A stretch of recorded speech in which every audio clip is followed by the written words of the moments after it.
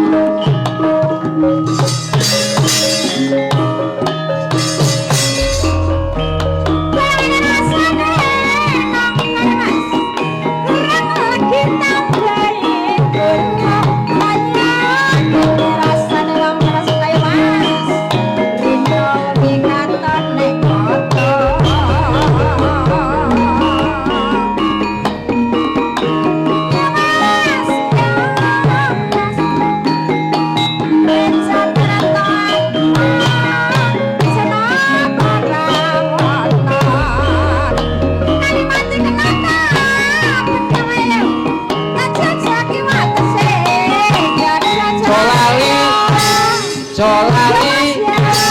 Ya. Panek. Piye? Niki ten pondok dik yo ngadeg to. Ora apa-apa. Pondok bebas iki kok. Kula nggih perkewo. Alah sapekewo. Pondoke Mbah Sarip iki bebas. Pondok iki Mbah Sarip iki enek wong pinter ngaji. Nggih, Pak. Enek sing gali. Werna-werna enek sing tau ngombe minum-minum kuwi. Walah werna-werna. Mula Mbah Sarip iki mumpul mung koplukan karo kaosan.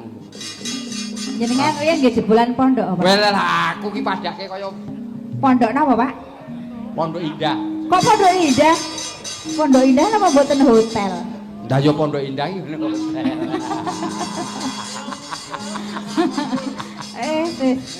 Pondok Indah. Nane kaya ngene rasane wong tresna ya Mas. ya Rina wae katon neng mono.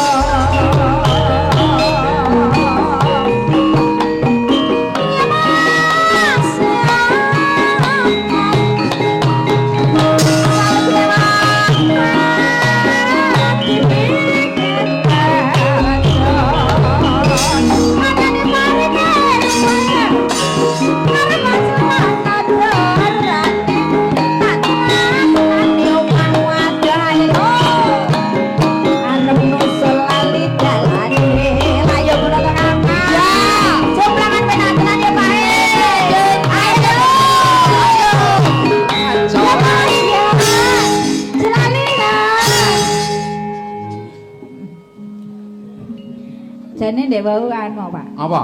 Jenengan sanjang nganggo jilbab ka ngono lho Pak. Kula kan nggih dadi perkewo ngeten iki. Kowe kuwi nek nganggo jilbab ki elek. Napa nggih? Lah apik kula nganggo napa Pak? Apik nek ora nganggo klambi.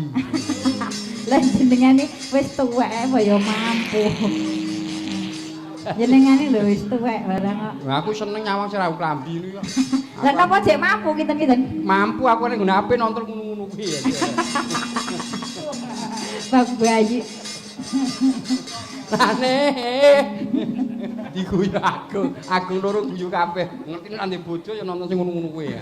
Ra ndek bojo ya bicarane kok. Apa ya wong kurang akal. Iya. Anak wis tuwa nakal aku.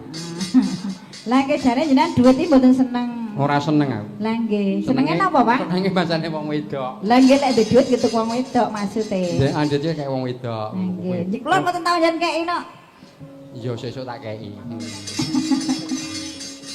Kei njalukmu pira tak kei. Wah aku karo wedok brabre-brabre. Ora kaya yoga-yoga slempet-slempet kene nggon mit ngono. Lah jenengan slempetnya pundi? Tak slempet iki kanthi jero. Ora belas ra enek. Nggih. Pak Camat engko ya diaturi Rawuh. munggah ngrawuh. Nggih. Nggih, terus sesuk kok Pak Camat ku diaturi munggah. Ya.